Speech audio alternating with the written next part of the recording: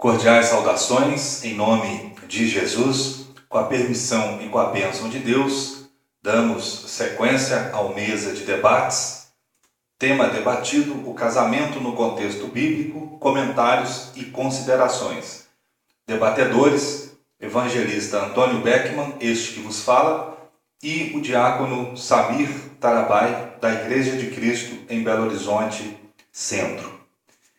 Vou dar sequência lançando algumas perguntas para o diácono, porque eu entendo que nós temos que ter um objetivo, nós temos que ter um propósito, uma aplicação, uma vez que nós nos deparamos com situações que envolvem essa questão relacionada aí ao casamento, a possibilidade do divórcio, relacionado de forma geral aí à vida conjugal e também até mesmo tem relação direta com o namoro cristão. Nós precisamos dar ciência para os jovens, nós precisamos lançar essas questões para que os jovens pensem e repensem muito antes de entrar em um casamento. Então nós temos que ter um propósito maior nessa discussão. Caso contrário, será um debate vazio. Então, eu vou começar com a primeira pergunta para o diácono.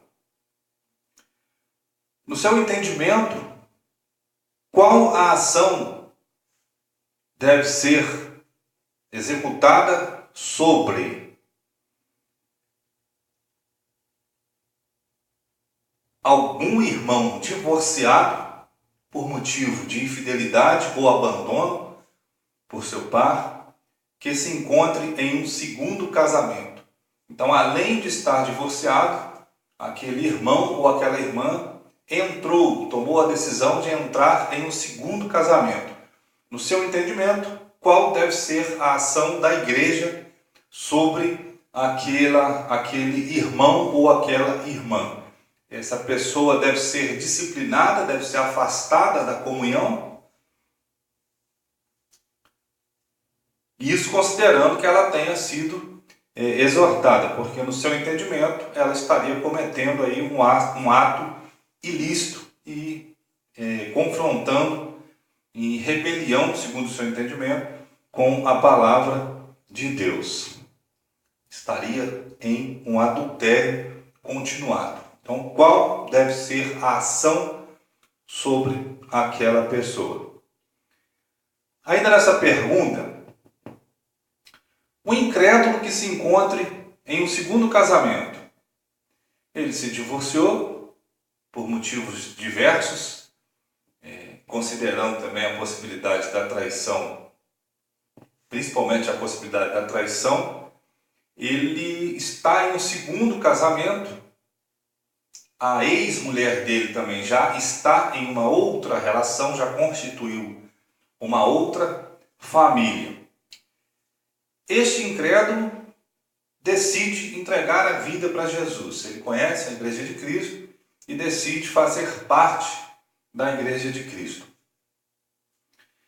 Esta pessoa, ela, no seu entendimento também, claro e evidente, ela deve romper com aquela segunda família dela, uma vez que ela estaria em adultério. E, segundo o meu entendimento também, para lançar essa pergunta, segundo o que eu entendi do seu posicionamento nessa discussão, independe de estar ou não na igreja. Um segundo casamento, ele seria ilegal aos olhos de Deus. Então, eu estou considerando essa pessoa fora da igreja e ela querendo se tornar um membro da Igreja de Cristo.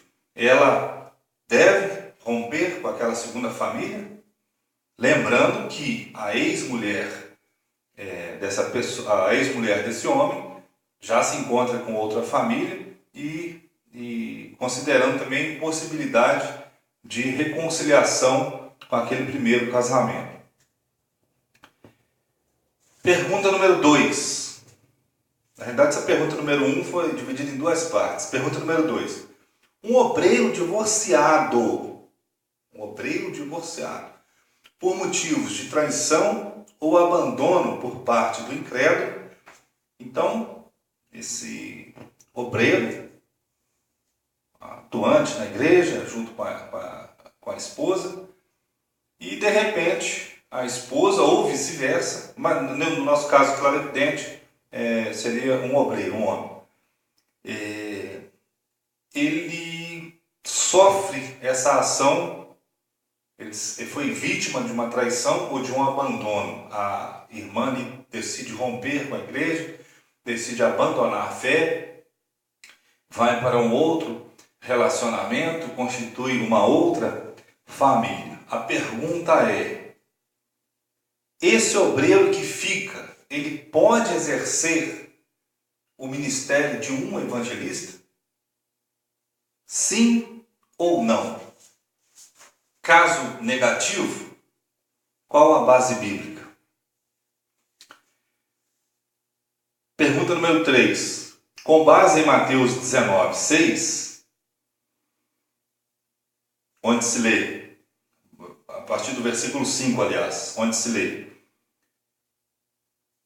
e que diz: por esta causa deixará o homem pai e mãe e se unirá à sua mulher, tornando-se os dois uma só carne, de modo que já não são mais dois, porém uma só carne. Portanto, o que Deus ajuntou, não separe o homem. Com base nesse texto, a partir de qual momento a união envolvendo o homem e mulher, claro e evidente, passa a ser caracterizada como casamento, na igreja e fora da igreja? A partir do momento que os dois decidem morar juntos, a partir do momento que o ministro celebra aquela união, a partir do momento que há o reconhecimento em um cartório, e fora da igreja, em qual momento que é consumado aquela união? Quais as condições, segundo o Novo Testamento, que tornam válida esta união perante Deus? Como fica a questão da virgindade? Vamos explicar melhor essa questão da virgindade. Uma irmã tem um namoro misto, fora da fé, um incrédulo, mantém relação com essa pessoa e, por certos motivos, aquele relacionamento termina, aquele relacionamento é findado, e tempos depois ela conhece um irmão conhece um irmão, está na fé também, claro, evidente, da mesma fé que ela, e ela pode se casar com essa pessoa? Essa pergunta, uma vez que ela já perdeu a virgindade, anteriormente falando, essa pergunta tem a ver com uma colocação que você fez, citando inclusive o caso de Maria e José, naquela interpretação de Mateus capítulo 19, versículo 9, de relações sexuais ilícitas, onde você, salvo engano, considerou relações sexuais ilícitas como relações cometidas antes daquele relacionamento, antes daquela união ser consumada. Então descobriu-se que houve que uma das partes cometeu o ato sexual antes. Então, no seu entendimento, quando se descobre lá já na fase de casados, aquela parte que foi, entre aspas, vitimada, ela teria o direito de se divorciar. Então, qual é a importância da virgindade nesse processo da consumação do casamento? A quarta pergunta: ficou claro até aqui que o meu posicionamento sobre o divórcio sou contrário ao divórcio. Não estou aqui fazendo campanha e dando liberdade para que irmãos que estão passando por tribulações no casamento simplesmente saiam por essa porta, a porta do divórcio. Não é essa a minha intenção e não é esse o meu entendimento. O divórcio é pecado. Já deixei isso claro em algumas explanações, em algumas apresentações. O irmão tem alguma dúvida em relação a esse meu entendimento? O divórcio na lei de Moisés, ele era um ato legal. Ele era permitido. Vamos abrir lá em Deuteronômio capítulo 24, versículo 1 até o versículo 4.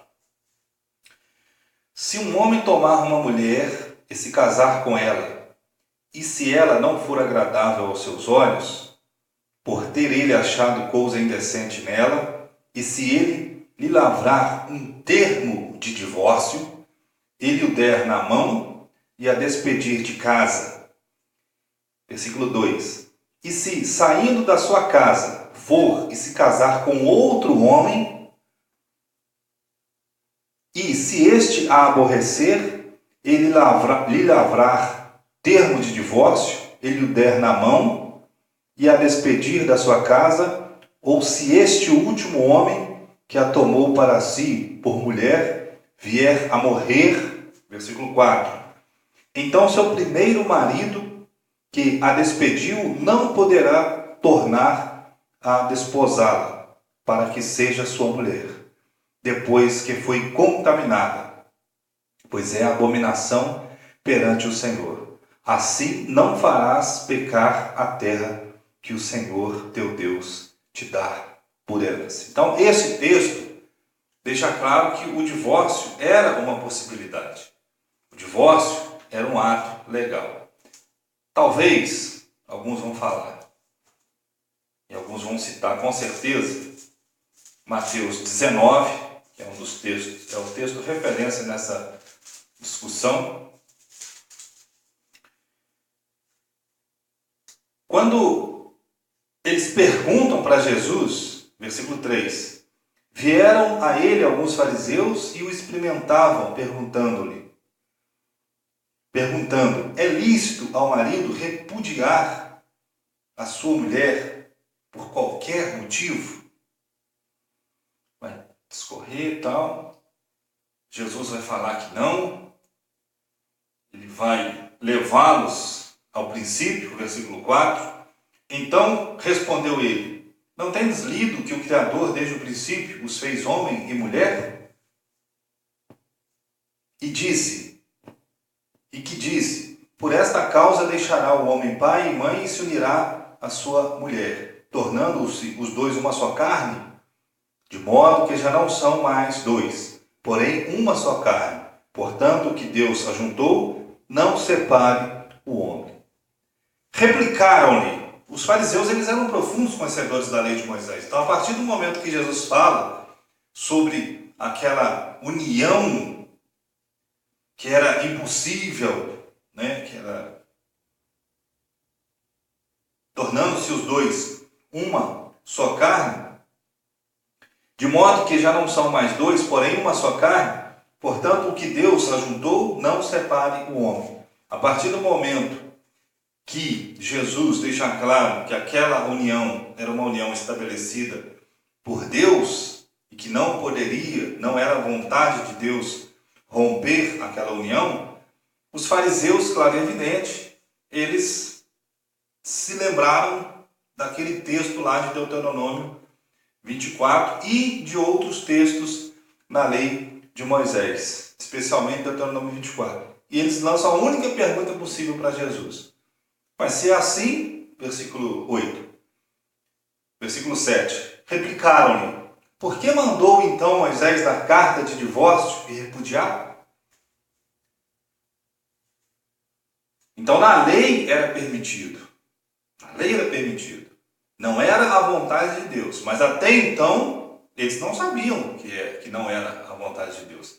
Eles vão saber a partir desse momento, versículo 8, quando Jesus diz, respondeu-lhes Jesus, por causa da dureza do vosso coração, é que Moisés vos permitiu repudiar vossas mulheres. Entretanto, não foi assim desde o princípio. Então, a partir daí, Jesus coloca para eles que aquilo ali não era a vontade de Deus, aquela cláusula do divórcio lá na lei não era a vontade de Deus. Jesus esclarece para eles, Jesus externa, que Jesus veio revelar a vontade de Deus. E a partir desse texto, o divórcio passa a ser ilegal. Então, este evangelista defende isso, o divórcio é ilegal. Agora, não é o fato do divórcio ser ilegal, ser pecado. Pecado é tudo aquilo que é contrário à vontade de Deus. Mas, ainda assim, o homem vai cometer esse pecado. Então, o que este evangelista está dizendo que divórcio é pecado, mas não é o fim. E que esses que entram por esse caminho do divórcio, cada um tem lá os seus motivos, eles vão responder perante Deus. E Deus é quem vai julgar e decidir, dar ou não o perdão para aquela pessoa que pediu ali o divórcio, que tomou a decisão de se divorciar. Então este evangelista ele é contrário ao divórcio. Ele não está aqui defendendo a liberalidade na prática do divórcio. O divórcio é um remédio amargo. Cabe a cada um tomar a decisão se vai ou não beber deste cálice. Mas é uma possibilidade. Mesmo que ilegal, é uma possibilidade. 1 João capítulo 2, versículo 1. Estas coisas vos escrevo para que não pequeis. Se, todavia, alguém pecar, nós temos advogado junto ao Pai, Jesus Cristo, o justo. Bom, então essas são as minhas perguntas. Eu vou aguardar o diácono responder e, aproveitando a oportunidade, eu vou ver se enxugo essa discussão. Nós vamos dividir talvez por sessões. Não precisa ter pressa para responder, eu não sei quais são as suas tarefas seculares, a sua rotina.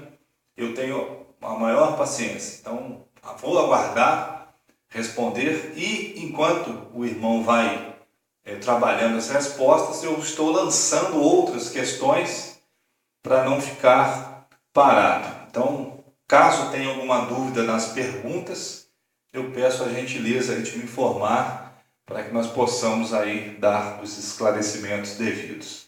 Então vamos encerrar com uma oração. Bondoso Deus e soberano Pai, em nome de Jesus, agradecemos pelas nossas vidas, pelo Teu amor incondicional. Mais uma vez pedimos a sabedoria na discussão e na condução deste assunto. Nos ajuda para que nós possamos cumprir com a Tua vontade e falar de acordo com a Tua palavra. Nos conceda a direção do Teu Espírito para que nós possamos ter o entendimento e o discernimento da Tua palavra. Que a Tua palavra seja a única autoridade nas nossas vidas. Em nome de Jesus nós oramos. Amém. Muito obrigado pela atenção. Fiquem com Deus e eu conto com as orações dos irmãos.